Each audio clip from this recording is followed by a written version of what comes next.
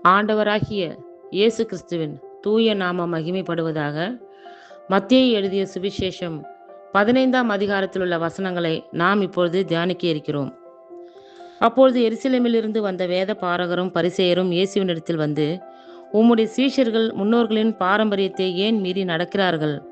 கை கழுவாமல் போஜனம் பண்ணுகிறார்களே என்றார்கள். அவர்களுக்கு அவர் பிரதி உத்தரமாக, நீங்கள் உங்கள் பாரம்பரியத்தினாலே தேவனுடைய கற்பனையை ஏன் மீறி நடக்கிறீர்கள்? உன் தகப்பனையும் உன் தாயையும் கனம் பண்ணுவாயாக என்றும், தகப்பனையாவது தாயையாவது நிந்திக்கிறவன் கொல்லப்பட வேண்டும் என்றும் தேவன் கற்பித்திருக்கிறாரே. நீங்களோ எவனாகிலும் தகப்பனையாவது தாயையாவது நோக்கி, உனக்கு நான் செய்யத்தக்க உதவி எது உண்டோ அதை காணிக்கையாக கொடுக்கிறேன் என்று சொல்லி, தன் தகப்பனையாவது தன் தாயையாவது கனம் பண்ணாமற் போனாலும் அவனுடைய கடமை தீர்ந்ததென்று போதித்து, உங்கள் பாரம்பரியத்தினாலே தேவனுடைய கற்பனையை அவமாக்கி வருகிறீர்கள். மாயக்காரரே, உங்களை குறித்து இந்த ஜனங்கள் தங்கள் வாயினால் என்னிடத்தில் சேர்ந்து தங்கள் உதடுகளினால் என்னை கனம் பண்ணுகிறார்கள். அவர்கள் இருதயமோ எனக்கு தூரமாய் விலகி இருக்கிறது. மனுஷருடைய கற்பனைகளை உபதேசங்களாக போதித்து வீணாய் எனக்கு ஆராதனை செய்கிறார்கள் என்று ஏசாயா தீர்க்கதரிசி நன்றாய் சொல்லி இருக்கிறான் என்றார். பின்பு அவர் ஜனங்களை வரவழைத்து அவர்களை நோக்கி, நீங்கள் கேட்டு உணருங்கள். வாய்க்குள்ளே போகிறது மனுஷனை தீட்டுப்படுத்தாது, வாயிலிருந்து புறப்படுகிறதே மனுஷனை தீட்டுப்படுத்தும் என்றார். அப்பொழுது அவருடைய சீஷர்கள் அவரிடத்தில் வந்து, பரிசேயர் இந்த வசனத்தை கேட்டு இடரல் அடைந்தார்கள் என்று அறிவீரா என்றார்கள். அவர் பிரதி உத்தரமாக, என் பரமபிதா நடாத நாற்றெல்லாம் வேரோடே பிடுங்கப்படும். அவர்களை விட்டுவிடுங்கள். அவர்கள் குருடருக்கு வழிகாட்டுகிற குருடராய் இருக்கிறார்கள். குருடனுக்கு குருடன் வழிகாட்டினால் இருவரும் குழியிலே விழுவார்களே என்றார். அப்பொழுது பேதுரு அவரை நோக்கி, இந்த ஓமையை எங்களுக்கு வெளிப்படுத்த வேண்டும் என்றான். அதற்கு இயேசு, நீங்களும் இன்னும் உணர்வில்லாதவர்களாய் இருக்கிறீர்களா? வாய்க்குள்ளே போகிறதெல்லாம் வயிற்றில் சென்று ஆசன வழியாய் கழிந்து போம் என்பதை நீங்கள் இன்னும் அறியவில்லையா? வாயிலிருந்து புறப்படுகிறவைகள் இருதயத்திலிருந்து புறப்பட்டு வரும், அவைகளே மனுஷனை தீட்டுப்படுத்தும். எப்படியெனில் இருதயத்திலிருந்து பொல்லாத சிந்தனைகளும் கொலை பாதகங்களும் விபச்சாரங்களும் வேசித்தனங்களும் களவுகளும் பொய் சாட்சிகளும் தூஷணங்களும் புறப்பட்டு வரும். இவைகளே மனுஷனை தீட்டுப்படுத்தும். கை கழுவாமல் சாப்பிடுகிறது மனுஷனை தீட்டுப்படுத்தாது என்றார். பின்பு இயேசு அவ்விடம் விட்டு புறப்பட்டு தீரு சீதோன் பட்டணங்களின் திசைகளுக்கு போனார்.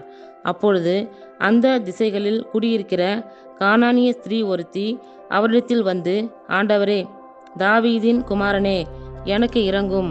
என் மகள் பிசாசினால் கொடிய வேதனை படுகிறாள் என்று சொல்லி கூப்பிட்டாள். அவளுக்கு பிரதி உத்தரமாக அவர் ஒரு வார்த்தையும் சொல்லவில்லை. அப்பொழுது அவருடைய சீஷர்கள் வந்து, இவள் நம்மை பின்தொடர்ந்து கூப்பிடுகிறாளே, இவளை அனுப்பிவிடும் என்று அவரை வேண்டிக் கொண்டார்கள். அதற்கு அவர், காணாமற் போன ஆடுகளாகிய இஸ்ரவேல் வீட்டாரிடத்திற்கு அனுப்பப்பட்டேனே என்று மற்றபடி அல்ல வென்றார். அவள் வந்து, ஆண்டவரே, எனக்கு உதவி செய்யும் என்று அவரை பணிந்து கொண்டாள். அவர் அவளை நோக்கி, பிள்ளைகளின் அப்பத்தை எடுத்து நாய்க்குட்டிகளுக்கு போடுகிறது நல்லதல்ல என்றார். அதற்கு அவள், மெய்தான் ஆண்டவரே, ஆகிலும் நாய்க்குட்டிகள் தங்கள் எஜமான்களின் மேஜையிலிருந்து விடும் துணிக்கைகளை தின்னுமே என்றாள். இயேசு அவளுக்கு பிரதி உத்தரமாக, ஸ்ரீயே, உன் விசுவாசம் பெரிது, நீ விரும்புகிறபடி உனக்கு ஆகக்கடவது என்றார். அந்நேரமே அவள் மகள் ஆரோக்கியமானாள். இயேசு அவ்விடம் விட்டு புறப்பட்டு கலிலேய கடல் அருகே வந்து ஒரு மலையின் மேல் ஏறி அங்கே உட்கார்ந்தார். அப்பொழுது சப்பானிகள், குருடர், ஊமையர், ஊனர் முதலிய அநேகரை திரளான ஜனங்கள் கூட்டிக் கொண்டு இயேசுவினிடத்தில் வந்து அவர்களை அவர் பாதத்தில் வைத்தார்கள். அவர்களை அவர் சொஸ்தப்படுத்தினார். ஊமையர் பேசுகிறதையும் ஊனர் சொஸ்தமடைகிறதையும் சப்பானிகள் நடக்கிறதையும் குருடர் பார்க்கிறதையும் ஜனங்கள் கண்டு ஆச்சரியப்பட்டு இஸ்ரவேலின் தேவனை மகிமைப்படுத்தினார்கள். பின்பு இயேசு தம்முடைய சீஷர்களை அழைத்து, ஜனங்களுக்காக பரிதபிக்கிறேன். இவர்கள் என்னிடத்தில் 3 நாள் தங்கியிருந்து சாப்பிட ஒன்றுமில்லாதிருக்கிறார்கள். இவர்களை பட்டினியாய் அனுப்பிவிட எனக்கு மனதில்லை, வழியில் சோர்ந்து போவார்களே என்றார். அதற்கு அவருடைய சீஷர்கள், இவ்வளவு திரளான ஜனங்களுக்கு திருப்தி உண்டாகும்படி வேண்டிய அப்பங்கள் இந்த வனாந்தரத்திலே நமக்கு எப்படி அகப்படும் என்றார்கள். அதற்கு இயேசு, உங்களிடத்தில் எத்தனை அப்பங்கள் உண்டு என்று கேட்டார். அவர்கள், 7 அப்பங்களும் சில சிறு மீன்களும் உண்டு என்றார்கள். அப்பொழுது அவர் ஜனங்களை தரையில் பந்தி இருக்க கட்டளையிட்டு, அந்த 7 அப்பங்களையும் அந்த மீன்களையும் எடுத்து ஸ்தோத்திரம் பண்ணி பிட்டு தம்முடைய சீஷர்களிடத்தில் கொடுத்தார். சீஷர்கள் ஜனங்களுக்கு பரிமாறினார்கள். எல்லாரும் சாப்பிட்டு திருப்தி அடைந்தார்கள். மீதியான துணிக்கைகளை 7 கூடை நிறைய எடுத்தார்கள். ஸ்திரீகளும் பிள்ளைகளும் தவிர சாப்பிட்ட புருஷர் 4000 பேராய் இருந்தார்கள். அவர் ஜனங்களை அனுப்பிவிட்டு படவில் ஏறி மக்தலாவின் எல்லைகளில் வந்தார். இத்துடன் 15ஆம் அதிகாரத்திற்கான வசனங்கள் நிறைவுற்றது.